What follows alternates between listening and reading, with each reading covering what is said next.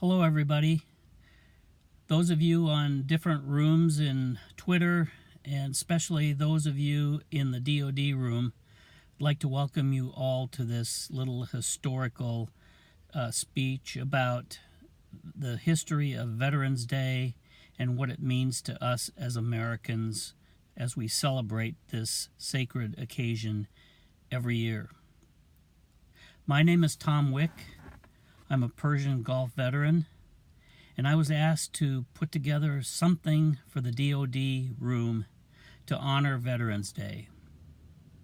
As we start, we have to go all the way back to the close of World War I. President Woodrow Wilson was presiding as head of the United States when the armistice was signed on November 11th, 1918, at precisely 11 a.m. in the morning. That ended all hostilities between the United States, the Allies, and Nazi Germany. It was a day of celebration because many men and women lost their lives during that horrible war. As we moved from wartime to peacetime, under President Wilson and the U.S. government, they designated November 11th as Armistice Day. It was meant to be in honor of those men and women who had served in the battle zone during World War I, and those who had lost their lives and had fallen as heroes. Today, we look to 1954, after World War II ended and the Korean conflict was over. At that time, President Eisenhower and the U.S. government redesignated Armistice Day as Veterans Day because they realized that it wasn't just the men and women who fought in battle that deserved the recognition, but it was everybody who wore the uniform of the U.S. military armed services, whether in a combat situation or in a support situation, that deserved the credit for being a veteran, and therefore they designated November 11th as Veterans Day. Now, when we talk about Armistice Day or Veterans Day, we're talking about a day of celebration. The day of celebration involves many events, parades throughout the United States in small cities, in large cities, church services, other events that organizations and people have set up to recognize and honor those who had served and those who had fallen. Also, we lower the flags to half-staff, and we do that in remembrance of those individuals who lost their lives in these horrible wars. Veterans Day today covers the wars from basically World War I through World War II, the Korean War, the Vietnam War, the Persian Gulf War, Iraq and Afghanistan, the War on Terror, and some other conflicts that have been designated as part of the entire situation for military members to attain veteran status. When we honor the military, we're honoring the men and women who sacrificed for our primary freedoms and liberties that we have in the United States today. That doesn't go lightly. It's freedoms and liberties for all people, whether you are a citizen of the United States or for citizens throughout the world. We've been fighting for those freedoms for everybody. But Veterans Day is in honor of those who served in U.S. conflicts during periods of war. So when you see a veteran, you need to thank them for their service. Not only for just their service, but for preserving your freedoms and liberties. For myself, I look to it to be a day where I honor those veterans who have ensured that my family, my children, and my grandchildren will have freedoms in the U.S. for years and years to come. When we celebrate the day of Veterans Day, if it falls during a Monday through Friday, we celebrate it on that day. If Veterans Day falls on a Saturday, government offices are closed on a Friday. If it's on a Sunday, the government offices close on Monday. But if it's Monday through Friday, that day is the day the government offices close.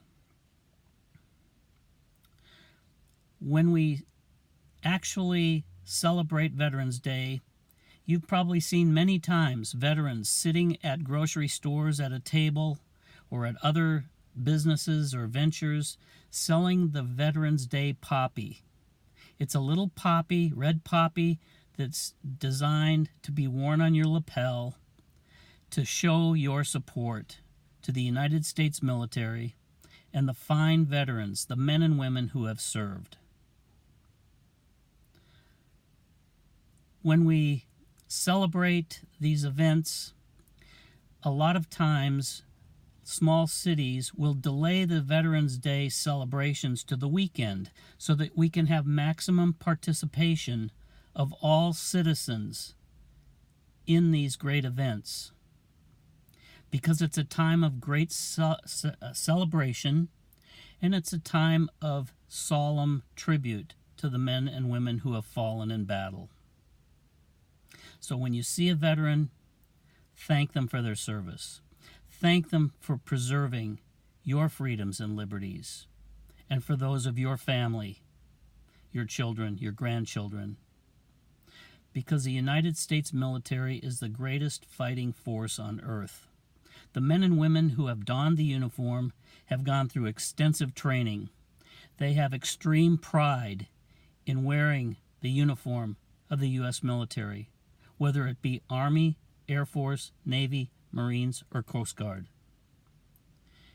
Everyone thinks that their branch of the service is the best. But in reality, you cannot go and win a war with just one branch of the service. It's a combination of all branches working together in unison and harmony, getting the mission done, cleaning up the after effects, and then preserving the freedoms and liberties that they've fought for so gallantly. So that's what we're celebrating on Veterans Day. We're celebrating the great work, the great accomplishments of the U.S. military, its men and women, the veterans, and we do not take that lightly. And one final item. A veteran is anyone who fought or in a combat zone during a wartime situation, or any military member who donned the uniform serving in a support function, maybe back at home in the United States, but in any case during that conflict.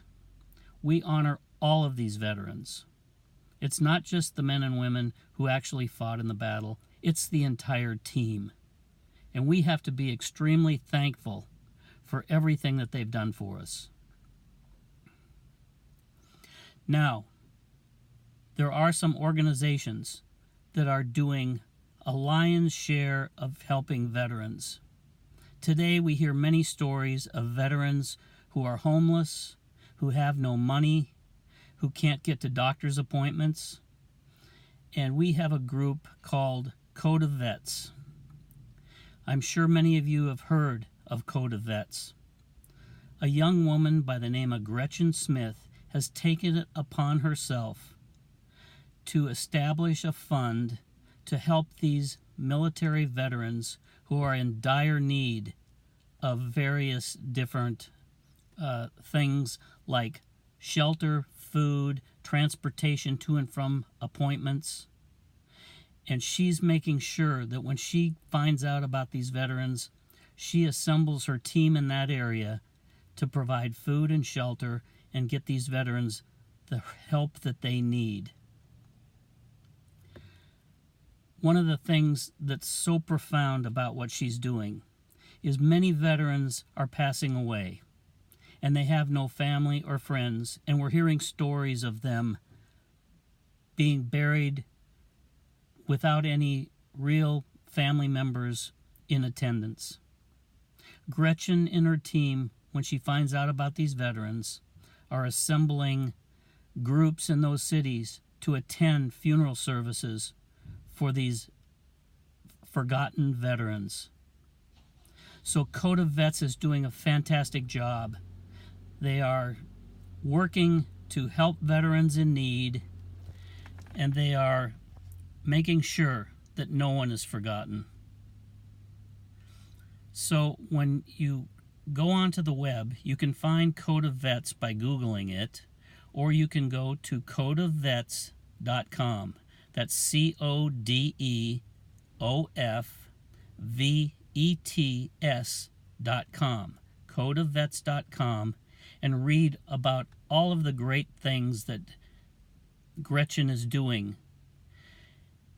And then you can click on a link and contribute, because they're always looking for monetary contributions to be able to help people, veterans, get the shelter they need, the food they need. And as she assembles various groups and cities, she is making sure that they provide our forgotten veterans with the assistance that they need: transportation, food, shelter, whatever it might be, including their family members in some cases. So as I close, we should always say a prayer for our veterans. They've given us an immense gift of freedom and liberty. And I hope that you enjoyed, as I shared a little bit about Armistice Day from 1918 and how it transformed into Veterans Day in 1954. But it's a day to honor everyone who donned the uniform, whether it be in combat or in a support function during these conflicts. Thank you very much for listening to this. Have a great day. Remember our veterans. Attend the parades, the services, the various functions, and make sure you buy a poppy from them as they sell them on Veterans Day. Or you'll see them selling hats and other veteran paraphernalia. All of those funds go to helping veterans in need.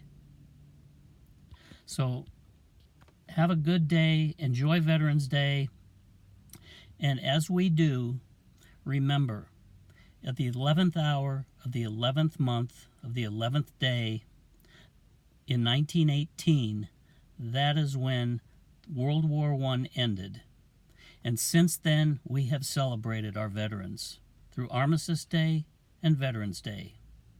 The flags fly at half-mast, and at precisely 11 a.m. on November 11th of every year, we recognize 2 minutes of silence for our veterans.